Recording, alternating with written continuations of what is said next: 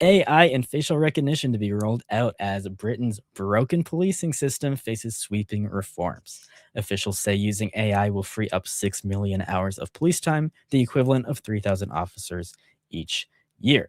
This article says the Home Secretary has announced plans to ramp up the use of AI in live facial recognition as she unveils sweeping reforms to fix Britain's broken policing system. Shabana Mahmood is investing £140 million to roll out technology, which she hopes will free up 6 million police hours each year, the equivalent of 3,000 officers, as part of the biggest overhaul of a, quote, outdated policing model designed for another century. AI technology will be deployed to rapidly analyze CCTV, doorbell, and mobile phone footage, detect deepfakes, carry out digital forensics, and speed up administration, such as form filling, redaction, and transcription. These measures are part of a bigger overhaul to policing that it seems like England is seeing right now. They're creating this national center dedicated to using the new technology called Police AI, despite just recently an AI hallucination influencing a decision by one of their police departments to ban fans of an Israeli football team from a match in Birmingham last year. So these AI tools have been are well known already to be quite unreliable, right?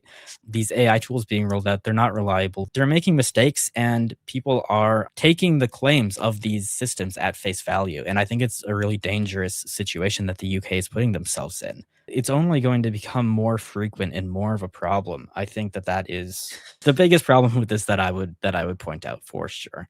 The other thing, in answer to your question, that jumped out at me was the facial recognition bans. These are yikes. These have been covered extensively by groups like Big Brother Watch. The police will just randomly they have these like mobile, I don't even know what you want to call them. They're mobile facial recognition bans.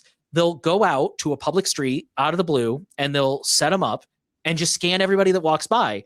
And the reason they're so problematic is because they'll put signs up at the end of the street that say, hey, we're using facial recognition, because legally they have to. They have to put those signs up so that you can, quote unquote, consent.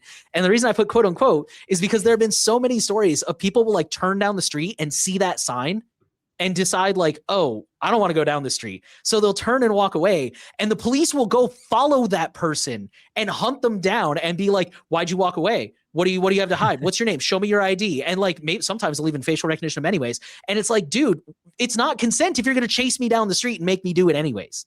They're going from like 10 of those to like 50 of them, 50. It's completely insane. And those things scare the crap out of me.